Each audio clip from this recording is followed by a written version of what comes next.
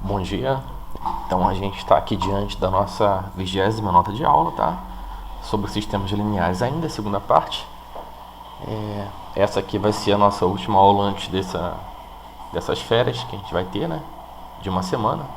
Então a gente vai ver aqui agora, para a resolução de sistema linear, o método do escalonamento, tá? Resolver um sistema linear significa obter o conjunto S, chamado conjunto de solução do sistema, cujos elementos são todas as soluções do sistema. Entre os métodos existentes para a resolução de um sistema linear, vamos estudar o escalonamento. Porém, antes vamos definir sistema linear escalonado e aprender como resolvê-lo, né? Sistema linear escalonado. Um sistema linear é dito escalonado ou está na forma escalonada se e somente se todas as equações apresentadas, as incógnitas, em uma mesma ordem. Em cada equação existe pelo menos um coeficiente ou termo independente não nulo. A partir da primeira equação do sistema, de cima para baixo, o número de coeficientes nulos que antecedem o primeiro número não nulo de cada equação aumenta de uma equação para a seguinte. Exemplo. Os sistemas lineares a seguir estão na forma escalonada. Tá vendo aqui? Ó? Essa primeira equação tem o x, o y, z. A segunda equação só tem o y, z. E a terceira equação só tem o z. Tá? Então, como está multiplicado por zero aqui o x e aqui embaixo o x e o y estão multiplicados por zero, a gente não precisa colocar, né? Porque quando multiplica pelo zero, tá? Some. Eu não preciso colocar 0 mais 5, tá? Então aqui ele está na forma escalonada, tá? Esse aqui também, onde tem zero, eu posso tirar tudo aqui. Está na forma escalonada, tá? Esse aqui também está na forma escalonada. E aqui também está na forma escalonada, tá? Você pode escrever desse jeito aqui, com o zero ou sem o zero. Né? Sem o zero eu prefiro, tá? Com o zero é mais para poder você verificar se você está faltando alguma coisa.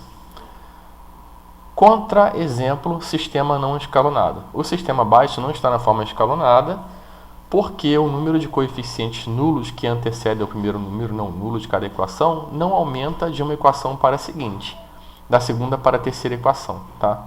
Aqui, por exemplo, ó, tá? Esse 4y aqui teria que sumir daqui, tá? Resolução de um sistema linear escalonado. Existem apenas 3 tipos de sistema linear escalonado. A seguir, caracterizamos cada um deles e exemplificamos sua resolução. Primeiro tipo, sistema linear escalonado com o número de equações igual ao número de incógnitas, tal que em cada equação há pelo menos uma incógnita com coeficiente não nulo. Exemplo, tá? 4x mais y mais 3z igual a 5, equação 1. 5y menos 2z igual a 4, equação 2. E 3z igual a 9, que é a equação 3.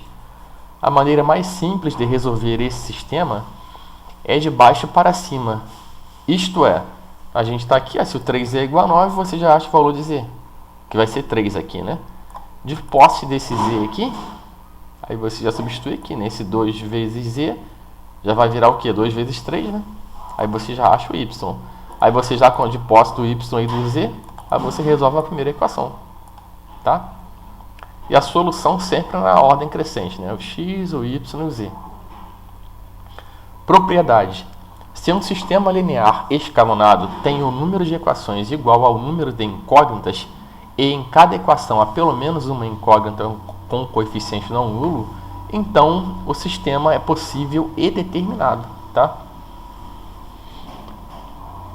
São 3 retas, né, gente, aqui. 3 retas não, depende, né? Nesse caso aqui são 3 incógnitas, então já vai ser tridimensional. Tá, mas ele encontra nesse ponto aqui. Isso aqui é um ponto, tá, no espaço. Propriedade. Se um sistema linear escalonado tem um número de equações igual ao número de incógnitas, acabei de ler isso aqui, né? Segundo tipo, sistema linear escalonado com um número de equações menor que o número de incógnitas, tal que em cada equação há pelo menos uma incógnita com coeficiente não nulo. Que é esse caso aqui, né? Eu tenho 3 incógnitas e 2 equações. Todo sistema linear escalonado desse tipo admite pelo menos uma variável que pode assumir qualquer valor real, e por isso é chamado de variável livre ou variável arbitrária do sistema. Uma convenção não obrigatória é escolher como variável livre a última variável de qualquer equação do sistema, nesse caso a variável z. Para entender o significado do termo livre, nesse contexto, vamos atribuir alguns valores reais à variável z. Se você falar que o z é igual a 1, por exemplo, aqui, tá? Aí você vai, se você falar que o z é igual a 1, y menos 4 vezes 1 é igual a 2, vai achar que o y é 6, tá? Aí você substitui, vai achar que o x é 17. Aí nesse caso, se o z for 1, aí a solução do sistema vai ser essa daqui, 17, 6 e 1. Se você fizer que o z é igual a 0, aí vai ser outra solução, né? 7, 2 e 0. Observamos que para cada valor atribuído à variável livre, encontramos uma solução para o sistema. Logo, podemos obter infinitas soluções, ou seja, o sistema é possível e indeterminado. Tá? Então, se eu tenho mais incógnitas do que equações, tá? A gente tem um sistema possível e indeterminado. Para resolver o sistema, expressamos suas infinitas soluções em função da variável livre. Nesse caso, exibimos o valor de x e y em função de z. Tá? Em vez dele colocar aqui o z como um número qualquer, né? Como 1, igual que ele colocou ali em cima, ele deixou o z como ele mesmo, né? Aí você vai ter que o y é 2 mais 4z e o x, 7 mais 10z. Então a solução vai ficar sendo o x, né? Que é o 7 mais 10z, o y, que é o 2 mais 4z e o próprio z. Tá? Outra propriedade. Se um sistema linear escalonado tem um número de equações menor que o número de incógnitas, e em cada equação há pelo menos uma incógnita com coeficiente não nulo, então o sistema é possível e indeterminado. Nota: chama-se grau de indeterminação de um sistema escalonado do segundo tipo, ou número de variáveis livres do sistema. Esse número é a diferença entre o número de variáveis e o número de equações, né? Nessa ordem. Por exemplo, o sistema baixo tem uma única variável livre. Tá?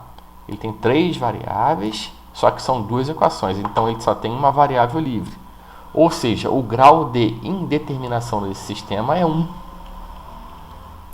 A escolha da variável livre é puramente convencional. No sistema anterior, por exemplo, poderíamos ter escolhido y como variável livre. Nesse caso, o conjunto da solução seria outro. Né? O y, ó, a variável que você escolhe como livre, ele fica assim. Ó. Ele fica ali. Se você falar que o x é livre, o x vai aparecer sozinho aqui e os outros vão aparecer em função de x. Nesse caso aqui, a gente escolheu o y livre, o y ficou aqui sozinho e os outros em função de y. Então, como eu tinha falado, né? Nessa solução aqui a gente colocou o x para ser o termo independente, né? Então o x ele vai ficar sozinho e os outros vão ficar em função de x.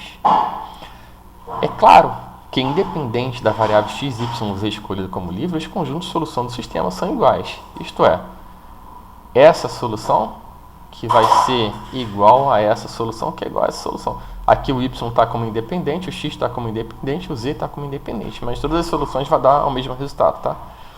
Terceiro tipo, sistema linear escalonado, em que uma das equações apresenta o termo independente não nulo e todas as incógnitas com coeficientes nulos.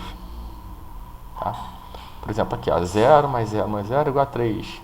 0 mais 5 mais 4 é igual a 0. Tá? Observando que a última equação é impossível, pois não existe um terno de números x, y, z tal que 0x mais 0y mais 0z é igual a 3, concluímos que não existe uma solução comum às 3 equações do sistema. Portanto, ele é impossível. Né? Propriedade. Em um sistema linear escalonado ou não, se uma das equações apresenta o termo independente não nulo e todas as incógnitas com coeficientes nulos, né? Então o sistema é impossível. Tá? Aí tem aqui já exercício proposto. Né? Classifique e dê o conjunto de solução de cada um dos sistemas abaixo. Né? Aí nesse caso aqui a gente está diante de um sistema possível e determinado, né? Aí você já vê que se 2z é igual a 6, o z vai ser igual a 3, né? A partir desse z que você substitui na segunda equação, vai achar o y e depois você substitui aqui na primeira. Aqui a gente está diante de um sistema possível e determinado. A letra B já tem até a resposta, né? Sistema possível e indeterminado. Por que é sistema possível e indeterminado? Porque a gente tem 2 equações, tá? E 3 incógnitas, ou seja, a gente vai ter que achar um termo aí independente, né? Nesse caso aqui na resposta ele colocou o z como independente, né? E fez a solução, tá? Vocês podem também colocar em função de x, em função de y, tá? Sem problema algum. Essa daqui também vai ser um sistema possível indeterminado, porque a gente só tem duas equações para três incógnitas. Aí, nesse caso aqui, ele colocou a resposta em função de y, tá? Na letra D, a gente tem um sistema possível e determinado, tá? Cuja solução dos três é zero, né? Porque só admitiu a solução trivial aqui, né? Uma coisa que a gente não falou, tá? Porque tá tudo igual a zero. Esse aqui também, sistema possível indeterminado, e foi colocado a resposta em função de z aqui também. A gente vai parar por aqui esse vídeo para começar um outro vídeo falando sobre sistemas lineares equivalentes, tá? Muito obrigado.